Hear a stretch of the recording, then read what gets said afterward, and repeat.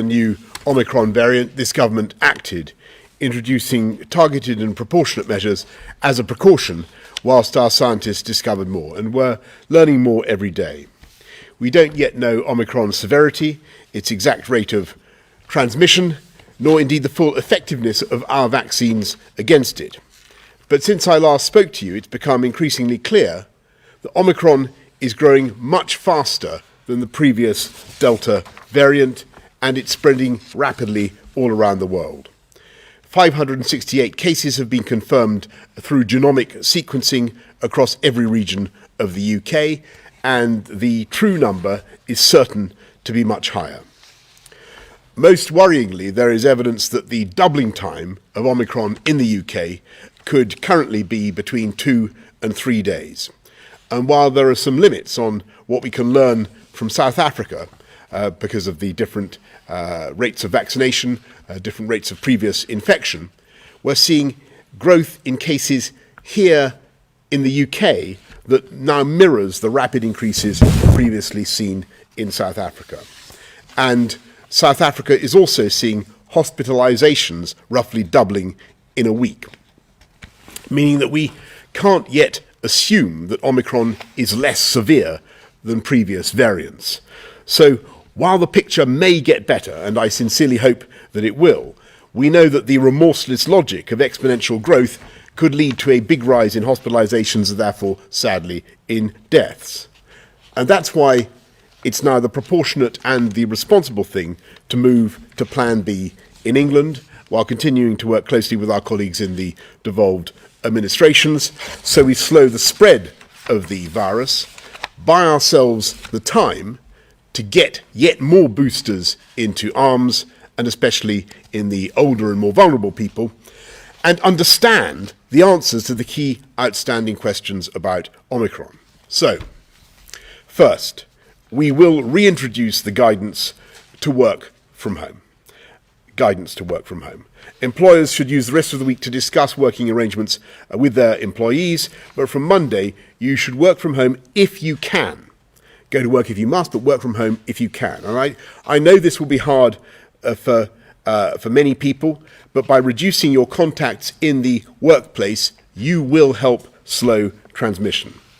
Second, from this Friday, we will further extend the legal requirement to wear a face mask to most public indoor venues, including theatres and cinemas. There will be, of course, exceptions where it's not practical, such as when eating, drinking, exercising, or singing. Third, we'll also make the NHS COVID pass mandatory for entry into nightclubs and venues where large crowds gather, including unseated indoor venues with more than 500 people, unseated outdoor venues with more than 4,000 people, and any venue with more than 10,000 people. The NHS COVID pass can still be obtained with 2 doses, but we will keep this under review as the boosters roll out. And having taken clinical advice since the emergence of Omicron, a negative lateral flow test will also be sufficient. As we set out in Plan B, we will give businesses a week's notice, so this will come into force in a week's time, helping to keep these events and venues open at full capacity, while giving everyone who attends them confidence that those around them have done the responsible thing to minimise risk to others. As Omicron spreads in the community, we will also introduce daily tests for contacts instead of isolation, so we keep people safe while minimising the disruption to daily life. And of course, we will take every step to ensure our NHS is ready for the challenges ahead. But the single biggest thing that every one of us can do is to get our jabs, and crucially to get that booster as soon as our turn arrives.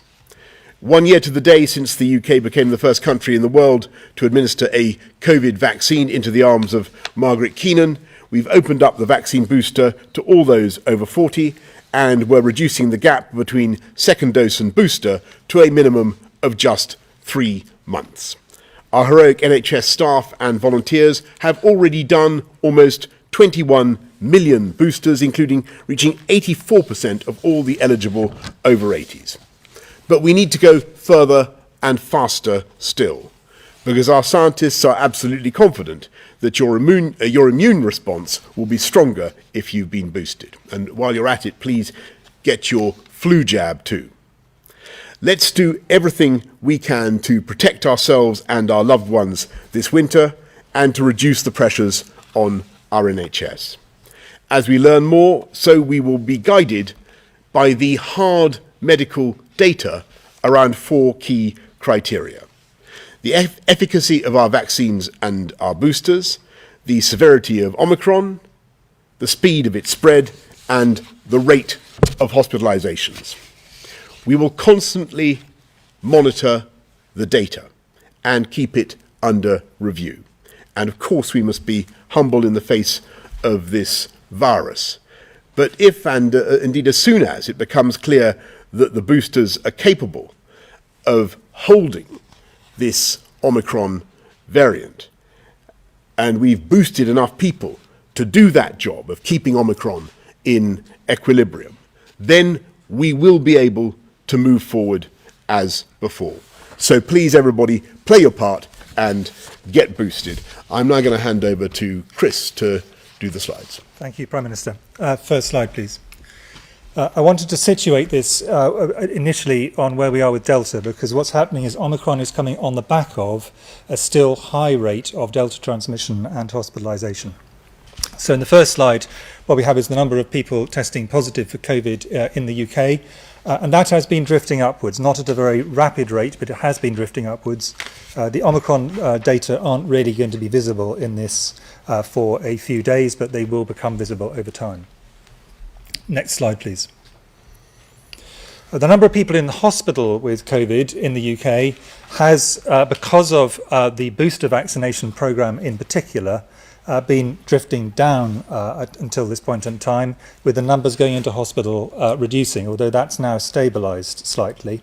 And that's really because the boosters are particularly going to protect and are protecting people who are in the highest risk categories, as the Prime Minister has said.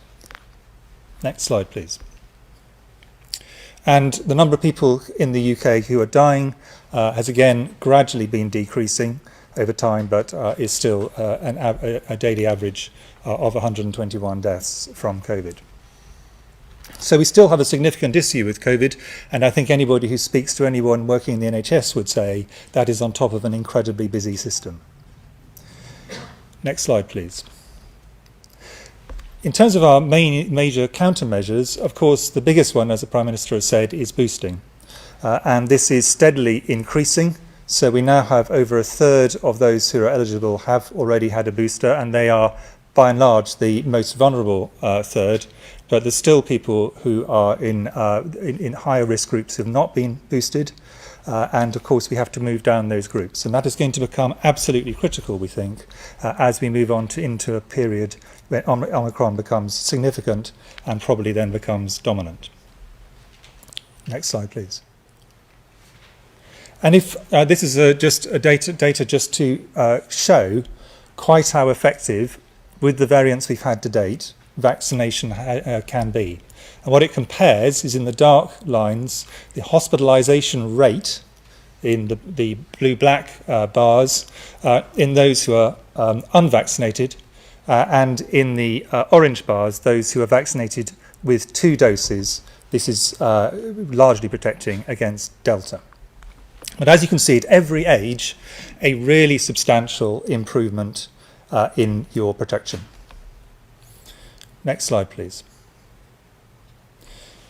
So now we move on to the data on Omicron, and these are data probably people have seen versions of in media over the last few days, but I think they do need fleshing out a bit. So these are the number of people testing positive for COVID-19 in South Africa. At this point in time, the big increase in COVID in South Africa is virtually all the Omicron variant. And this is now spread all around South Africa. And as you can see, this is an incredibly steep increase in rates. And we're now seeing this translating into increases in hospitalisation. So, for example, I was talking to some of my colleagues from South Africa this afternoon, and they were saying that informal data still to be added to, but there was around about a 300% increase on hospitalisations over the last week. So some of those will have come in with Omicron, and some of them will come in as a result of Omicron. But the fact is those numbers are going up very sharply. Next slide, please. So what's happening here in the UK? Well, I'm afraid that the data here are now clear. What you can see here is the number on the left, and on the right the percentage of cases with what's called S gene target failure. This is a marker for Omicron. Virtually all the cases now who've got this marker will have Omicron. A very small number at the bottom will not. And as you can see, whether you look at the absolute count or the percentage, this is going up incredibly fast now. And as the Prime Minister has said, this is doubling at this point in time. It may slow down, and the aim of the measures announced by the Prime Minister is to slow things down, but it's doubling currently between 2 and 3, every 2 and 3 days. That is an extraordinarily fast rate, and you therefore can get, with very small numbers to very large numbers, really quite quickly. Now, the question obviously people reasonably want to ask is, will this feed through to people in hospital, and how quickly? And I think I'd just like to just point out two realities. First of all, the first one is a good one. At the moment, the spread is in younger people who you would not expect to go into hospital, and it's once it starts moving up the ages and into vulnerable groups that you'll start to see that. So there will be a lag as it moves into more vulnerable groups. And then we know from previous waves, and this is not particularly surprising, that there is a delay between people becoming infected with COVID and ending up with symptoms and then with hospitalisation. So there's usually about a 2-week delay. We would therefore not expect that these cases, that the case rates in hospital will start to go up for a number of probably 2 to 3 weeks. And in that period, if you're doubling up at the speed we're talking about now, we move from very small numbers to really substantial numbers, and it will keep on doubling. And that really is the reason why these measures have been announced by the Prime Minister as agreed by ministers today. Thank you very much. Thanks very much, Chris. Patrick, anything you want to add? Okay, good. Well, let's go to members of the public then. Dave from Chester. Are mandatory vaccinations being considered, like they are in the EU and other global nations? And if not, why? Why is it acceptable to put measures on our freedoms, but not that on our vaccination statuses? Thanks, Dave. Well, I said right at the beginning of this pandemic that I think, or as soon as we were really talking about vaccination seriously, that I didn't want us to have a society and a culture where we force people to get vaccinated. I don't think that's ever been the way we do things in this country. And actually, Dave, we've been able to achieve through the voluntarism of the British people, through their incredible public spiritedness, willingness to roll up their sleeves and get vaccinated, huge numbers, huge proportions of our population. I think that there is going to come a point if we can show that the vaccines are capable of holding of Omicron, and that's the key thing that I think that we need to test. Well, I do think that we're going to have a conversation about ways in which we deal with this pandemic, because I want to be absolutely clear with you. I don't believe we can keep going indefinitely with non-pharmaceutical interventions. I mean restrictions on people's way of life.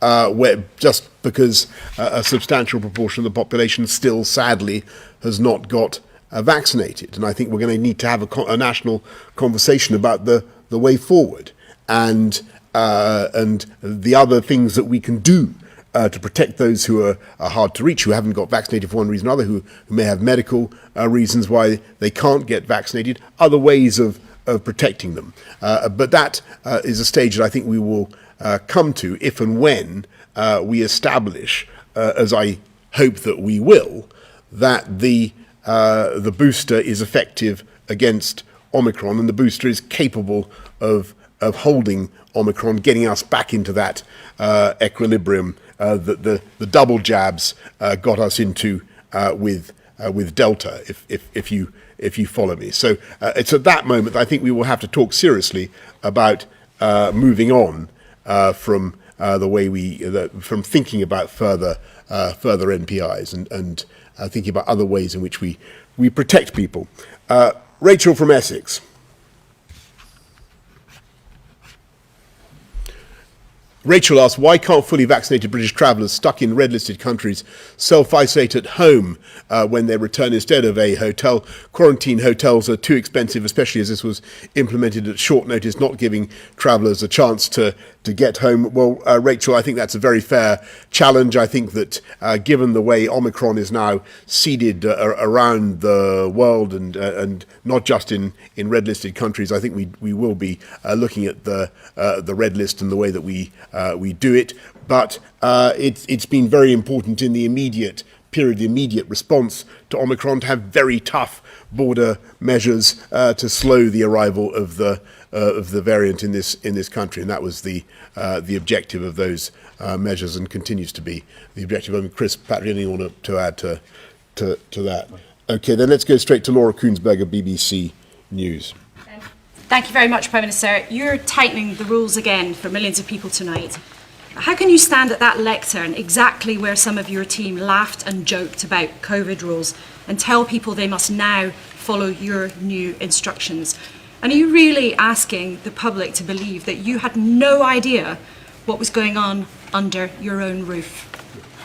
Actually, the first thing I want to say, thanks very much, Laura. The first thing I want to say is that I know that today Allegra Stratton has resigned, and I wanted to pay tribute to her, because she has been, in spite of what everybody has seen, and I make no excuses for the frivolity with which the subject was handled in that rehearsal that people saw in that clip, and there could be no excuse for it. And it was I can totally understand how infuriating it was. But I want to say that Allegra has been a fine colleague, has achieved a great deal in her time in government, and was a particularly effective spokesman for COP26. She coined the coal, cars, cash, trees agenda, and helped really to marshal and to rally the world behind the agreement in COP26. And I really, Laura, if you forgive me, I wanted to say that, because I think it's been a sad day for her as well, as an infuriating event for many people around the country. And on that point, look, I want to repeat that the fundamental point is that I think the British public, notwithstanding the point that you make, can see the vital importance of the medical information that we're giving, and they can see the need to take it to heart and to act upon it. And that point has been proved time and time again, and it's never been more conspicuous in the way that the public has responded to the vaccine rollout and the way that they've done the responsible thing. So I take my encouragement from the way the public have dealt with it themselves. Anushka Astana of ITV. Prime Minister, you've only really agreed to an investigation into what happened on December the 18th last year because of the video that emerged from this room. And Allegra Stratton's resignation seems to further suggest that a party took place despite the denials. But we've also had serious allegations about parties on 3 other occasions. So I want to ask you why they aren't being investigated. Is it because you haven't been caught out in those cases, or is it because reports are true that you attended some of them? And to the rest of you here, can I ask how worried you are about whether this undermines public trust? Because the polling suggests that it does do, and Conservative MPs are openly saying that it's very hard now to mandate the public to act. Thanks very much, Anushka. Well, I repeat what I said in the House, and earlier today, the Cabinet Secretary will conduct an inquiry into into what took place on December the 18th. As for other events that other dates that you mentioned, as far as I'm aware, to the best of my knowledge, and we have followed the rules throughout, and that is what you would expect. Indeed, we followed the rules, as far as I'm aware. The rules were followed on December the 18th as well, and I just repeat that point. But it's clearly important that the Cabinet Secretary is able to get to the bottom of it. But in the meantime, on your sort of your global, your big point again, Anushka, which is really the same as Laura's, I think overwhelmingly the public see the importance of the messages that they are getting via this medium. It is imperfect. We do what we can to explain what we think is necessary. I know it's contentious. I know it's difficult, and I know that sometimes the messages are confusing. We do our absolute best to make it as clear as possible, and we do everything that we can to protect public health. That's what we're driven by. But Chris and Patrick, you were asked. I mean, the measures work because people follow them, and that's been shown time and time again during this. So it's incredibly important everyone follows it. It's everybody. It was incredibly important throughout. It's going to be incredibly important going forward, and it only works if we all do it. And we're now facing a viral variant that's rapidly progressing. It's got a doubling time of between 2 and 3 days. And measures need to be taken to try and slow the spread of that variant, as well as, and I think this is important, us all boosting our own defences by getting a booster jab. So I think the rules are there, quite carefully thought through and given scientific evidence, and they're there because they're important and they're there for everybody to stick to. Yeah, if I can just add to that, I mean, I think we all know that people get very angry, including colleagues and friends, and when they feel that it's unfair. And the Prime Minister said that in the House of Commons, and he said it today. That's quite different from people, I think, wanting to actually know what's going on and then make decisions. And I think those two need to be separated. And the point about what we're trying to do is trying to actually say, look, here are the reasons. This is moving very fast, doubling every 2 to 3 days. It is too early for us to be absolutely confident about hospitalisations, but I think you've seen how things have gone before. That's probably the way to bet. And then if we're pleasantly surprised, no one will be happier than I would be, and Patrick and the Prime Minister. And we know that it looked as if it was going to be able to evade vaccination, and now clinically we know that it can in terms of infection. So we know that is an issue, therefore the boosters become significantly more important. And we know that we're going early now so as to try and be able to slow this down at an early stage of events. And I think if it's laid out to people in a way that is reasonable, irrespective of other things, people want to know the logic as to why they're doing it, and I hope we're trying to lay out the logic of trying to do that. That's not in any way to try and move away from the earlier point, but I just think those two should be kept separate in people's minds. Thanks very much, Chris. Beth Rigby, Sky. Prime Minister, on Allegra Stratton's resignation, she resigned today. She looked broken as she did it. How did you feel when you watched that statement and watched what she said, heard what she said? And doesn't it lead to your leadership being questioned if others are taking responsibility for things that happen in this place instead of you taking responsibility? And to the scientists, people are going to feel pretty flat today listening to this press conference. They were told to get their jabs, to get their boosters, that we would have an irreversible path out of lockdown, that life would continue. Winter comes, we are now being told that we have to live with restrictions again. Is this just the reality of living with COVID? So this is not just another year this is happening, but this is our lives now for years to come. I think people will be worried about that. Thank you. Yes, just Beth, first on your first point, look, I repeat what I said to Laura. I think that Allegra has been an outstanding spokesperson spoke for the government, for COP. She did an extraordinary job, and I'm very, very sorry to lose her. And on your point about responsibility, I don't just take responsibility for things that happen in this building. I take responsibility for everything that happens in this government, and I've made that clear throughout the pandemic. On the question about where we are now and what that means for the future, this virus has mutated a lot quickly, and that is sort of what you'd expect at this stage, that you start to see more mutations.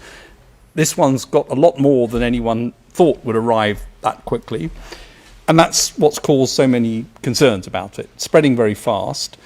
The good news is that so far it looks as though when you get very high antibody levels with the booster vaccine, it's definitely having some effect against it in the laboratory studies. We need to watch and see what happens over the next few weeks as we get more data on that. So the boosters remain incredibly important as a way of increasing immunity. What we're on is a road from pandemic to endemic, where this becomes a more sort of regular infection like flu or something over time, but we're in a sort of bumpy transition for that, and that's going to be difficult, and it is difficult now, and there are special measures that need to happen now to try and reduce the spread. It doesn't mean this is what happens in perpetuity. You would expect that over time this becomes a virus which then has peaks every year, just in the way that flu does perhaps, but it wouldn't be endlessly having new variants that always escape vaccines to some extent. You would also expect that the vaccine will need to change over time, just as the flu vaccine changes year on year, and you get a slightly different one because the thing continues to evolve a bit.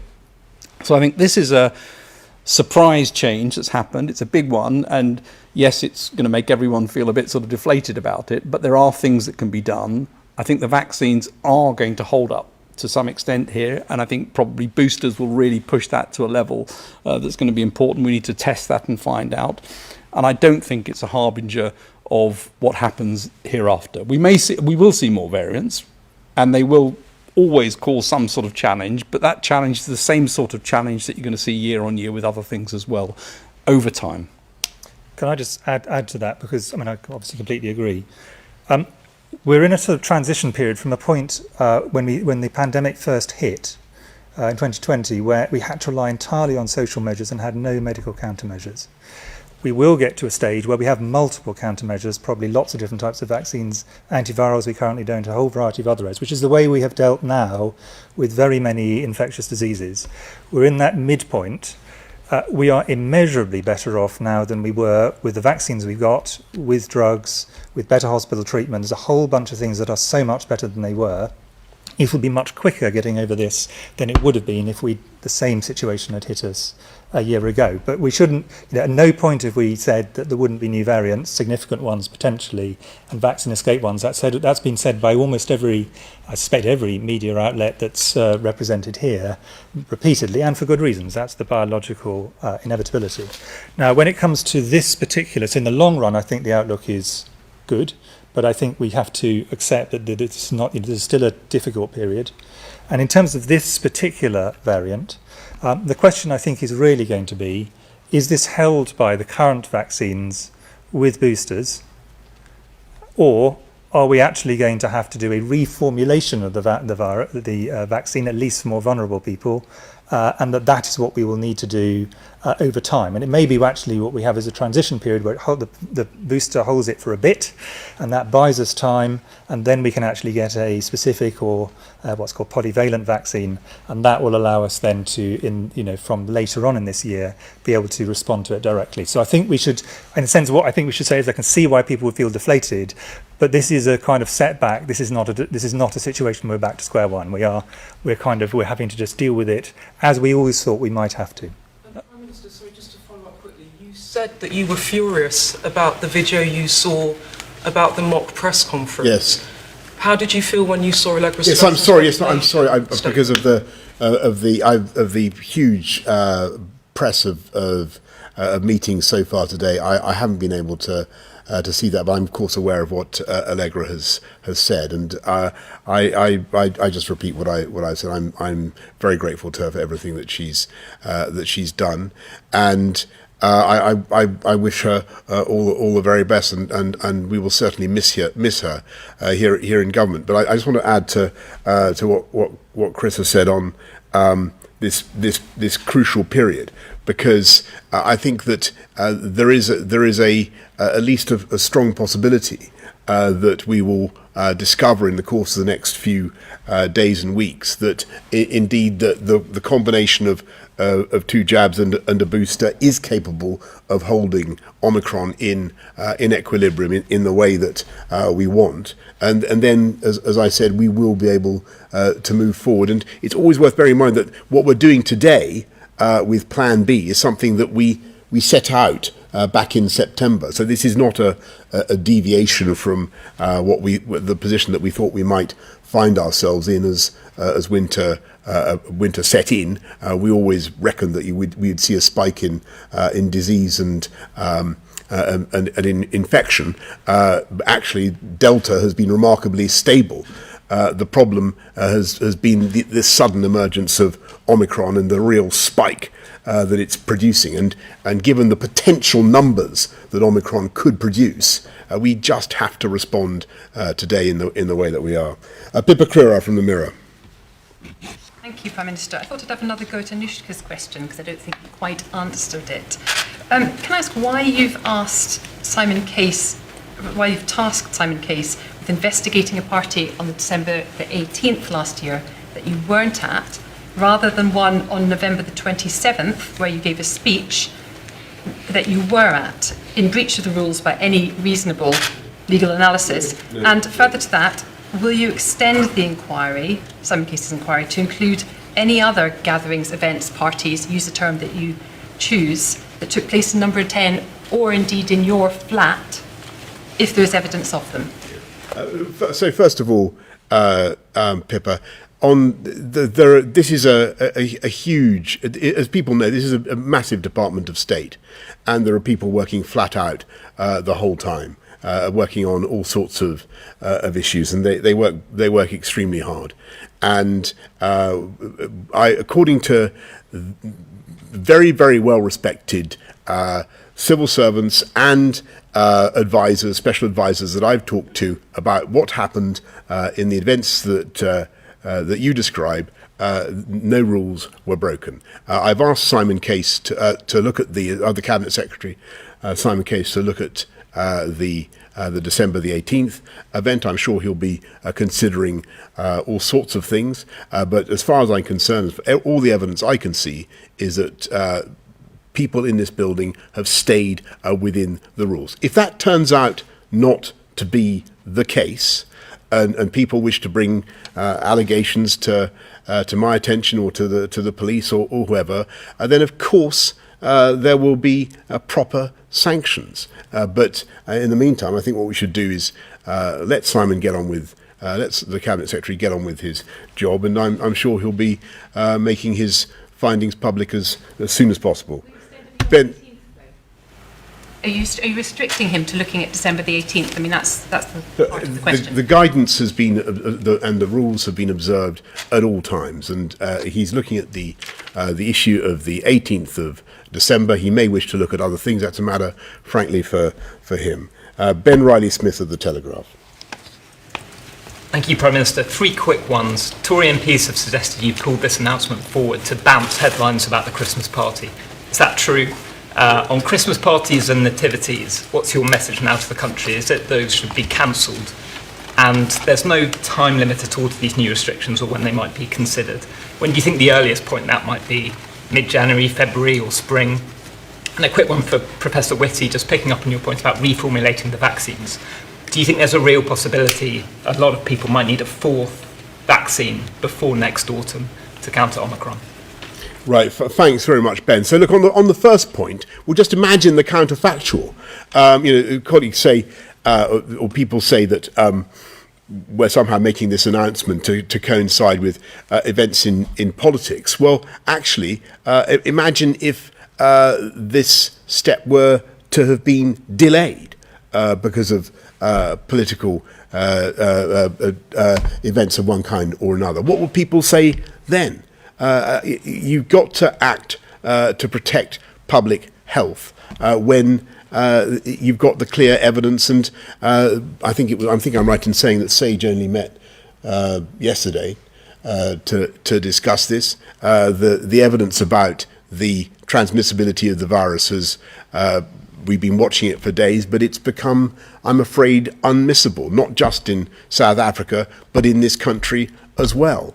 And, you know, if you delay, as everybody knows, with a doubling time of 2.5 to 3 days, you see more doublings, and your position becomes predictably and inevitably worse and more difficult to recover from. On Christmas, the best way to ensure we all have a Christmas as close to normal as possible is to get on with Plan B. Irritating though it may be, it is not a lockdown.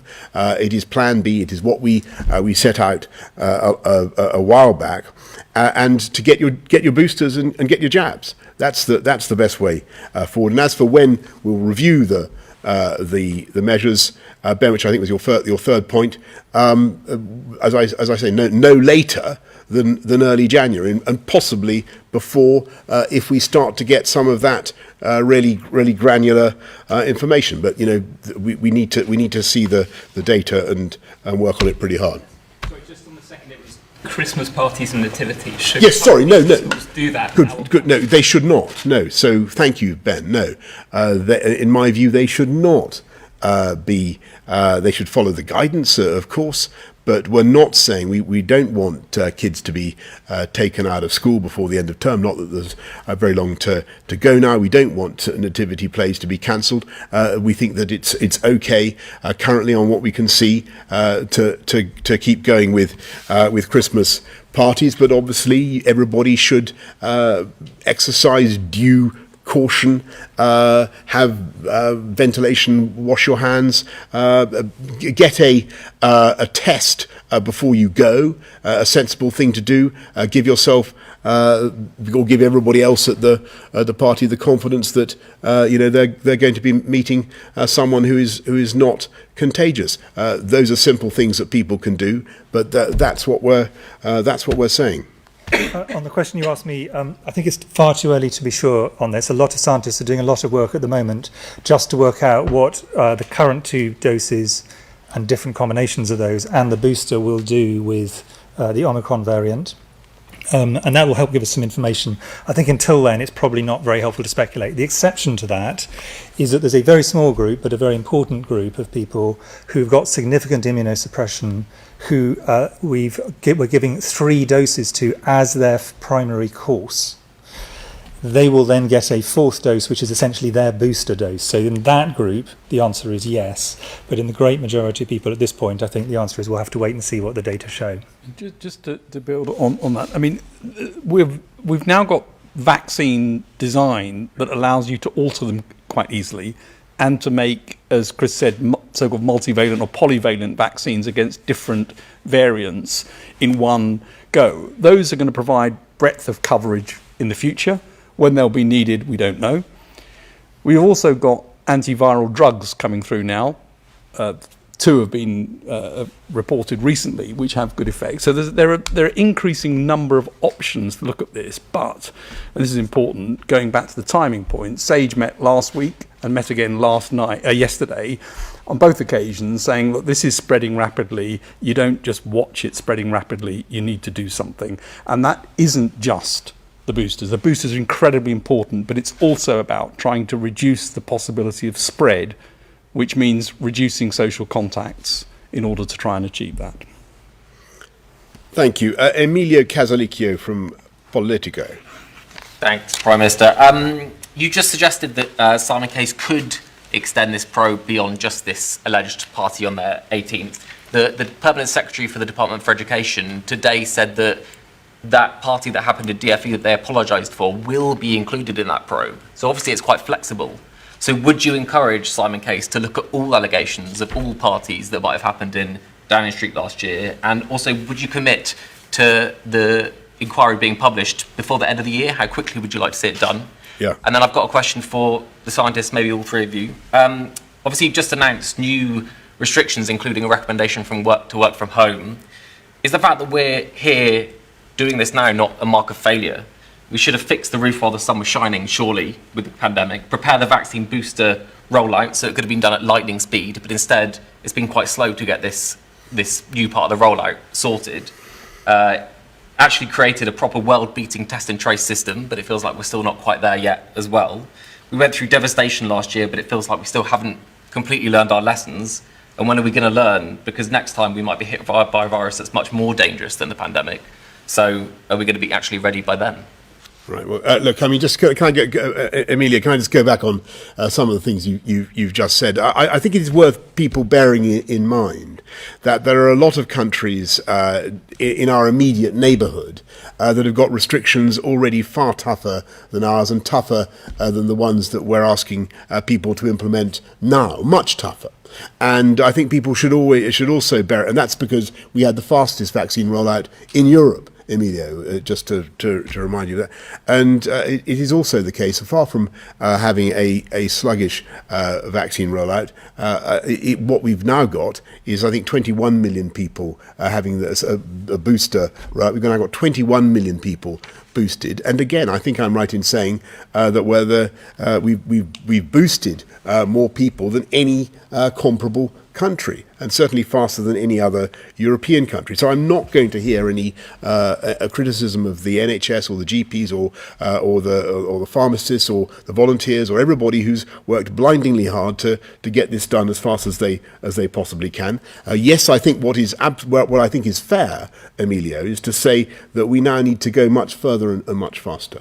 And in our, asking people to make further sacrifices as we are with Plan B, we've got to step up that booster campaign, and it's got to grow wings. And we the pledge that everybody over 18 will get the offer of a booster by the end of January. I want to see us deliver that, and I want to see such a huge rate of booster vaccination in this country that if, as I hope, the boosters can hold Omicron, then we can get back to the road that we were on. That's what we're trying to achieve. And on your other point about the Cabinet Secretary, as far as I'm concerned, he's got to get to the bottom of what he thinks is appropriate and right. But I repeat my view that to the best of my knowledge, everything I've been told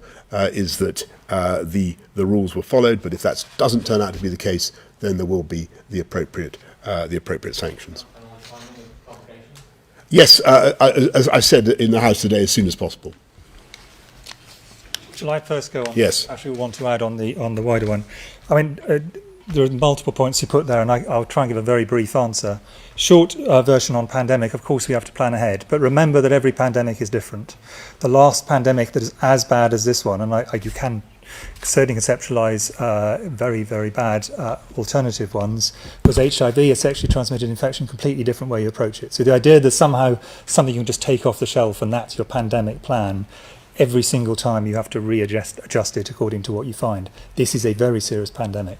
Second general point is inevitably there have been bumps along the road and things we would do differently if we had done them again. That's obvious. But actually, the idea that a new variant, which we knew was going to come, everyone's been accepting that, is somehow a failure, I think is a misunderstanding of the biology. So speaking as a doctor, you expect problems to occur. When they occur, you address them scientifically and rapidly. And if I can just make one plea on behalf of my colleagues who do the operational side, whether on the NHS or elsewhere, quite a lot of those, I'll put this mildly as I can, quite a lot of those who say, isn't it ridiculous, it's going so slowly, have not got as much experience of running national programmes as maybe they might want to have to make those kind of comments. Actually, these things are difficult, and I think the people who are doing it magnificently, personally. Yeah, well, I wanted to say exactly that. There are two things I'd pull out. First of all, I think Vaccines Task Force was foresighted to make sure that we had enough boosters for this winter. It wasn't inevitable that we would need boosters, and they got the supply in advance ready to be able to do that. And I think the NHS rollout involving people right the way across the country has been one that we should be proud of, actually. I think, it's an operational point, not a science point for me, but I think I look at them and think they've done a great job of getting that out. And you look across other countries and you'll see the booster campaign here has been very effective. So I'd like to thank them for everything they've done, actually, in getting those out, both of those groups.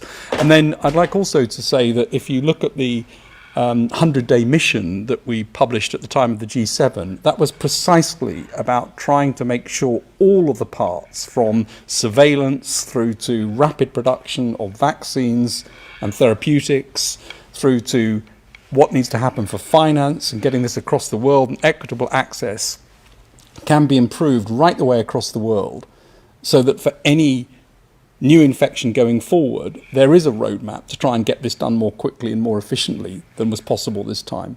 And so I think making sure that 100-day mission, which the G7 endorsed, is something that really is taken up right the way across the world, is going to be crucially important. Good. Thanks, everybody. Thank you.